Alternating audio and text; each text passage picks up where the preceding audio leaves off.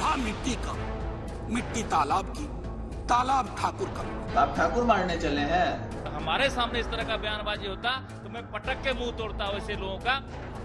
देश के चुनावी सीजन में संसद में महिला बिलाया तो चर्चा हुई। आरजेडी की बारी आई, मनोज झा बोल रहे थे। विपक्ष पहले दिन से महिला आरक्षण में ओबीसी कोटे की मांग कर रहा था, लिहाजा मनोज झा ओबीसी की बात करते करते जातीय जनगणना का जिक्र करने लगे और जातीय जनगणना के विषय पर बोलते बोलते सामंतवादी सोच तक बात पहुंचा दी। फिर एक ऐसी कविता पढ़ दी जिसके मायने कुछ और थे, मकसद कुछ और था और मतलब कुछ निकाल लिया गया। चूल्हा मिट्टी का, मिट्टी तालाब की, तालाब ठाकुर का।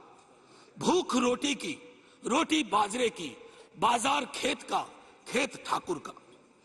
बैल ठाकुर का, हल ठाकुर का, हल की मूठ पर हथेली अपनी, फसल ठाकुर की। कुआं ठाकुर का, पानी ठाकुर का, खेत खलिहान ठाकुर के, गली मोहल्ले ठाकुर के, फिर अपना क्या, गांव, देश, शहर। मनोज झा ने कविता पाठ से पहले और बाद में साफ भी किया कि इस कविता का किसी जाति से कोई लेना देना नहीं है, न ही ये किसी की भावना को ठेस पहुंचाने के लिए है। वो ठाकुर मैं भी हूँ, वो ठाकुर संसद में है, वो ठाकुर विश्वविद्यालयों में है, वो ठाकुर विधायिका को कंट्रोल करता है। इस ठाकुर को मारो जो हमारे अंदर है। लेकिन सियासी मतलब ये निकला कि ऐसा पाठ करके आरजेडी ने कोशिश की थी कि बीजेपी को सामंतवादी सोच वाली पार्टी करार दिया जाए। ओबीसी वोट के लिए जातीय जनगणना के लिए बीजेपी पर ठीकरा फोड़ा जाए, क्योंकि ओबीसी सबसे बड़ा वर्ग है और वो चट्टान की तरह बीजेपी के साथ डटा है। इस ओबीसी वर्ग ने 2014 के चुनाव में 31% वोट सिर्फ बीजेपी को दिया था और 2019 में तो 37.4% ओबीसी वोट बीजेपी को मिल गए थे, जबकि 2014 में क्षेत्रीय दलों को जहां 39% ओबीसी वोट मिला था तो 2019 में घटकर 26.4% तक हो गया था। ओबीसी वर्ग के मन में बीजेपी के लिए इसी प्रेम को तोड़ने की सियासत में विपक्षी गठबंधन के राहुल गांधी से लेकर तमाम नेता लगे हुए हैं। बार बार जाति के आंकड़े गिनाते हैं, जाति जनगणना की मांग करते हैं। बहरहाल संसद में आरजेडी सांसद मनोज झा के इस कविता पाठ पर तब थोड़ी बहुत सुगबुगाहट हुई, फिर बात आई गई हो गई। लेकिन फिर आरजेडी ने अपने ही एक ठाकुर नेता से मनोज झा के खिलाफ बयान दिलाया।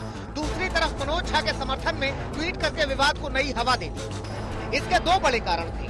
एक तो ये कि ठाकुर वोट आरजेडी का कोर वोट बैंक नहीं है, दूसरा ये कि ब्राह्मण ने ठाकुर का नाम लिया है तो विवाद ब्राह्मण बनाम ठाकुर करके अगले वोट बैंक में बंटवारा पैदा किया जा सके और बीजेपी जेडीयू के पारंपरिक वोट बैंक के नुकसान का फायदा आरजेडी को मिल सके। ठीक बोला है, एकदम उसका हम समर्थन करते हैं। हम उस कविता के प्रशंसक हैं, उस कवि के प्रशंसक हैं। लेकिन इस सियासत में दो गफलत हो गई। एक तो ये कि जिसने ये कविता पढ़ी वो आरजेडी के नेता थे, लेकिन ब्राह्मण थे और ठाकुर पर बयान दिया था। दूसरे आरजेडी के अंदर भी एक ठाकुर नेता थे जो 2 पीढ़ियों से ठाकुरत्व की पहचान के साथ ही सियासत में बरकरार हैं। लिहाजा मनोज झा के विरोध में बयान देने के लिए सटीक पात्र बन गए और मनोज झा के बयान को नाकाबिले बर्दाश्त करार दे दिया। ये सब हम लोग से बर्दाश्त नहीं होने वाला है। खुल करके और जम करके विरोध करेंगे और कान खोल करके सुन लीजिए सब लोग। फिर क्या था, मनोज झा की पढ़ी कविता का कथ्य, कथानक, प्लॉट, एंगल सब कुछ बदल दिया गया। इस विवाद को ठाकुर बनाम ब्राह्मण की सियासी परिचर्चा बना दी गई। अगर हमारे सामने इस तरह का बयानबाजी होता तो मैं पटक के मुंह तोड़ता वैसे लोगों का। ठाकुर आग है, उसको आग मत लगने दो। अगर आग लग जाएगा कोई ऐसा दमकल नहीं बना तो उसको हम पानी से मिटा देगा। अगले सत्र में लोकसभा को घेरेंगे।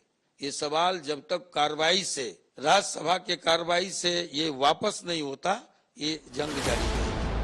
अब ये विमर्श और आगे बढ़ने की आशंका है और जाति की नीति पर सियासत की रोटी सेकने वाले बिहार की जमीन पर तो ये आग तब तक सुलगती नजर आ रही है जब तक चुनाव न हो जाए। पटना से रोहित कुमार सिंह के साथ आज तक ब्यूरो।